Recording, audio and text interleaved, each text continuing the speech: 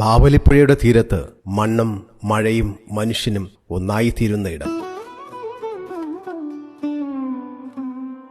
പ്രകൃതി ദൈവത്തോട് കലരുന്ന മഴച്ചാറ്റലിന്റെ താളത്തിനൊത്ത് ഉത്സവം കൊണ്ടാടുന്ന കൊട്ടിയൂർ ക്ഷേത്രങ്ങൾ ആചാരങ്ങളിലെ വൈവിധ്യം കൊണ്ടാണ് വിശിഷ്ടമാകുന്നത്. കൊട്ടിയൂർ പെരുമാൾ ശരിക്കും പ്രകൃതിയാണ്. മഹാദേവനും പ്രകൃതിയും പരസ്പരം ലയിച്ചുള്ള പ്രകൃതി തന്നെ ദൈവം എന്ന സങ്കല്പമാണ് കൊട്ടിയൂരിന്റെ മാഹാത്മ്യം. മറ്റു ദേവാലയങ്ങളിലൊന്നും ശിവഭഗവാനെ ഇത്തരത്തിൽ ദർശിക്കുവാനുള്ള ഭാഗ്യം നമുക്കുണ്ടാവില്ല. വയനാടൻ ചുരങ്ങളിൽ നിന്നൊഴുകി വരുന്ന ബാവലിപ്പുഴയുടെ വടക്കേ തീരത്ത് തിരുവഞ്ചിറ എന്നറിയപ്പെടുന്ന ഒരു പുഴയുടെ നടുവിലാണ് കൊട്ടിയൂരിലെ പ്രധാന ആരാധനാ കേന്ദ്രമായ അക്കരെ കൊട്ടിയൂരായ മൂലക്ഷേത്രം. ബാവലിപ്പുഴ രണ്ടായി മുറിച്ചാണ് അക്കരെ കൊട്ടിയൂരും ഇക്കരെ കൊട്ടിയൂരും സ്ഥിതി ചെയ്യുന്നത്. പുഴയുടെ തെക്കുഭാഗത്തുള്ള ഇക്കരെ കൊട്ടിയൂരിൽ സ്ഥിരം ക്ഷേത്രമുണ്ട്. വടക്കുഭാഗത്തുള്ള അക്കരെ കൊട്ടിയൂരിൽ വൈശാഖ ഉത്സവകാലത്ത് മാത്രമായി തെങ്ങോലയും പനയോലയും കൊണ്ട് ക്ഷേത്രം കെട്ടിയുണ്ടാക്കും. ഉത്സവ സമയത്ത് ഇക്കരെ കൊട്ടിയൂരിൽ പൂജകൾ ഉണ്ടാവില്ല. ശബരിമല കഴിഞ്ഞാൽ ഉത്സവകാലത്ത് ഏറ്റവും കൂടുതൽ ഭക്തർ സന്ദർശിക്കുന്ന ക്ഷേത്രമാണ് കൊട്ടിയൂർ. മലബാറിന്റെ മഹോത്സവം എന്ന് വിശേഷിപ്പിക്കാവുന്ന കൊട്ടിയൂർ വൈശാഖോത്സവം ഇടവത്തിലെ ചോതി മുതൽ മിഥുനത്തിലെ ചിത്തിര വരെയുള്ള 28 ദിവസങ്ങളിലാണ്. ഭണ്ഡാരം എഴുന്നള്ളത്ത് നാൾ മുതൽ ഉത്രാടം നാൾ വരെ ദേവന്മാരുടെ ഉത്സവം, തിരുവോണം മുതൽ ആയില്യം വരെ മനുഷ്യരുടെ ഉത്സവം, മകം മുതൽ ഭൂതഗണങ്ങളുടെ ഉത്സവം എന്നാണ് വിശ്വാസം. ഈ വർഷത്തെ ഉത്സവത്തിന് കൊട്ടിയൂരിൽ തിരിതെളിഞ്ഞു. മണ്ണും മഴയും മഞ്ഞും മരവും മനുഷ്യനും മഹാദേവനും ഒന്നാകുന്ന യാഗഭൂമിയായ കൊട്ടിയൂരിൽ വൈശാഖ മഹോത്സവം ജൂൺ 8 മുതൽ ജൂലൈ 4 വരെയാണ്.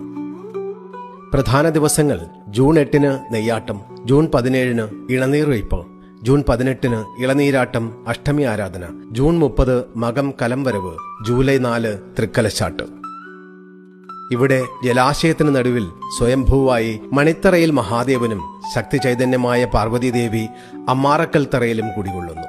വൈശാഖോത്സവ സമയത്ത് മാത്രമേ ഇവിടെ പൂജയുള്ളൂ.